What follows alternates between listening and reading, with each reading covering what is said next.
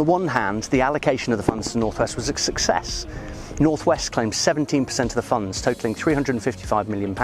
It was the largest award for an individual region based on government's award breakdown, which coincidentally lists London and the South East separately.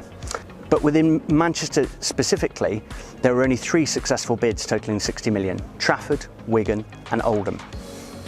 On the other hand, a lot of councils across the region were quick to voice their frustration, including those where their bids weren't successful at all. Greater Manchester alone missed out on nearly £280 million worth of funding, and even though the bids in Trafford and Oldham were partially successful, others, like Rochdale and Salford, lost out. Bolton alone lost out on £40 million worth of funding. Whilst the North West received more per person than the South East, the scale of unsuccessful bids would suggest that there's a lot more required across the region.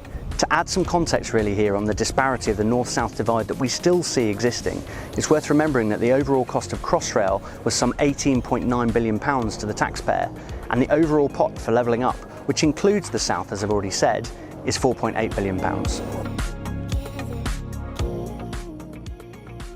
There's a number of exciting projects developing in Greater Manchester aiming to improve the lives of those living and working in Manchester and in the wider region. The most well-known of these is obviously the HS2 rail line. To better connect London and the North, the new rail line will be a significant driver for jobs and growth, and we're eagerly anticipating its development to see what the impact is. I say eagerly because, as we know from the news, the project has recently, having had many trials and tribulations, had further announcements of more delays, a further 2-year delay on the Birmingham to Crewe and Crewe to Manchester elements. The government, though, still seemingly supports the rollout of HS2 from London to Manchester, albeit with delays, and it's important that they fully commit to this for the region to achieve its aspirations. Public transport remains a key to any successful region, and further development of Greater Manchester's tram network will no doubt have a significant impact on the region's infrastructure. It's vital for the region's infrastructure that we allow these outer boroughs to share in the success of central Manchester. Planning is a major issue for developers. There's often delays, the process is under-resourced, with developers, particularly foreign developers or investors, often finding the planning system really too clunky and difficult to access or to understand. The announcement of the mayoral development zone could go some way to changing this, and I see the mayoral development zone as crucial in speeding up the process for levelling up generally. We also will need to weigh up and see what happens with the recently launched consultation to vary our clunky planning system, including proposals for a 35% increase in costs. The Atom Valley proposals across Bury, Oldham and Rochdale mean each area is individually going to be one to watch.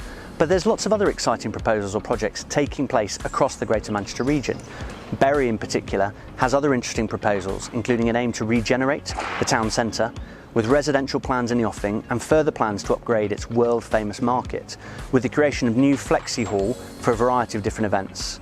There's also an interchange system to develop new modern gateway in the town centre.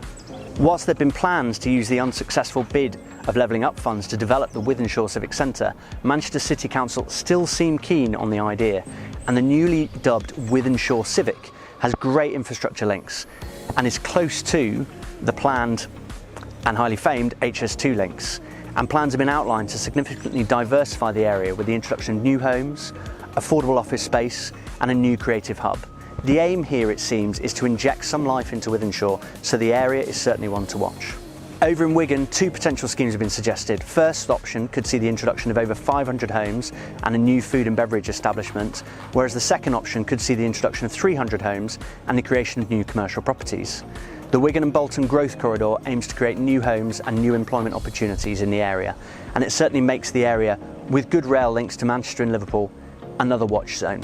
JMW has recently been involved in developments in this area in Eccles, as well as other ones in another watch area of the northern quarter and Ancoats. The elephant in the room is the general election next year. Should there be a change in government, it'll be interesting to see whether this will impact on the current levelling up programme or any of the ongoing projects. Labour has previously committed to HS2, so it will be interesting to see what comes out of the various manifestos ahead of election day. In any event, those councils who have already voiced frustrations at the outcome of the most recent round of levelling up may be keen to see a change in Westminster. Levelling up's here to stay, and as almost 3/4 of the available funding was directed towards Conservative constituencies, Despite some obvious need for it throughout the North West, it might be that a change in government will have a significant impact.